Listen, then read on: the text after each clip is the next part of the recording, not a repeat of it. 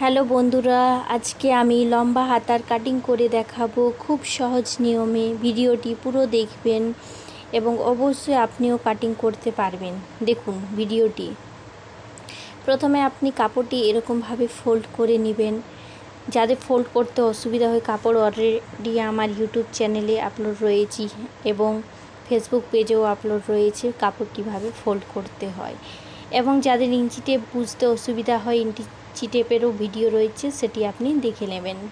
ওদিকে আমি নিয়ে নিলাম 14 ইঞ্চি, আর এইখান থেকে আমি নিয়ে নিলাম পুরো 9 ইঞ্চিতে। তারপরে আপনি কিভাবে, এর আগেরও ভিডিও রয়েছে, সেগুলো আপনারা দেখতে পারবেন, ছোট হাতা সব রকমের। তারপরে এখান থেকে আপনাকে নিয়ে নিতে হবে 3 ইঞ্চি। যেহেতু এখানে আমাদের লম্বা হাতা কাটিং হচ্ছে, তার জন্য এখানে আমাদের গোলাইট শেপ দেওয়ার জন্য 3 ইঞ্চি নিতে হবে। তারপরে আপনাকে এরকমভাবে আস্তে আস্তে করে একটি দাগ দিয়ে দিতে হবে। বন্ধুরা, আমি এখানে বোঝানোর জন্য স্কেচে করছি, আপনারা কিন্তু সেখানে কাপড়ে কাটিং করলে গেলে আপনারা চক ইউজ করবেন। তারপরে কি করবেন, এখান থেকে দেখুন এটা হয়ে গেল 9 ইঞ্চি। তারপরে আপনাকে দেখুন আমি এখানে লিখে দিচ্ছি, এটা হচ্ছে 9 ইঞ্চি।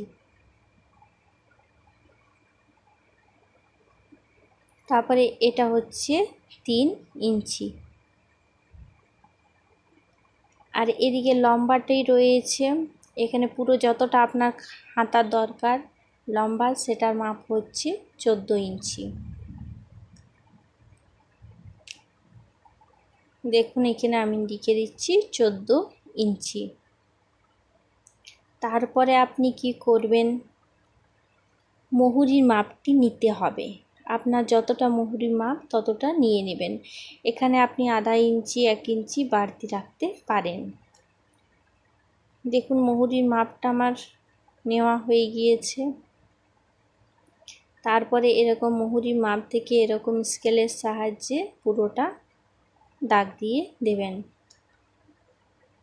তারপরে আপনাকে গোলাইয়ের শেপটি দিতে হবে। এরকমভাবে আস্তে আস্তে করে আপনাকে গোলাইয়ের শেপটি দিতে হবে। বন্ধুরা, আমার পেজটি অবশ্যই ফলো করবেন এবং ইউটিউব চ্যানেলটি সাবস্ক্রাইব করে দিবেন। তারপরে এখানে যে লম্বাটি আমাদের গোলাইয়ের শেপটির জন্য দেওয়া হয়েছে, সেখানে আপনাকে এর অর্ধেক নিতে হবে। দেখুন এটা মাপটি রয়েছে, এখানে আপনি অর্ধেক নিয়ে যেমনভাবে দেখাচ্ছি সেরকমভাবে আপনি দেখুন, অবশ্যই পারবেন। এরকমভাবে অর্ধেক মাপ নেওয়া হয়ে গেলে অর্ধেকের মাপ থেকে এরপর আপনাকে কি করতে হবে, শেপটি দিতে হবে। শেপটি কিভাবে দিবেন, এরকমভাবে আস্তে আস্তে করে শেপটি দিয়ে দেবেন।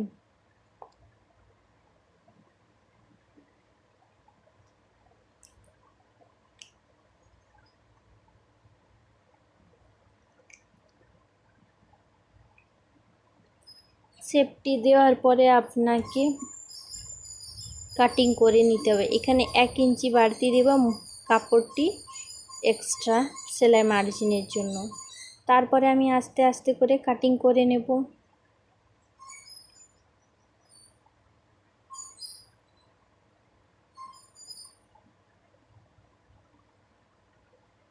দেখুন এখানে আমি কাটিং করে নিচ্ছি। এখানে আপনাকে তালপাট্টি কাটিংয়ের জন্য করতে হবে। একেবারে আমি এখানে কাটিং করে নিলাম। তারপরে এদিক থেকেও আপনাকে কাটিং করে নিতে হবে মুহুরি থেকে। তারপরে এখানে হাতাটি দেখুন, এখানে সামনা পাটের জন্য এখানে একটু আমাদের ডিপ রাখতে হয় কাপড়টি একটু বেশি করে আমাদের কাটতে হয়।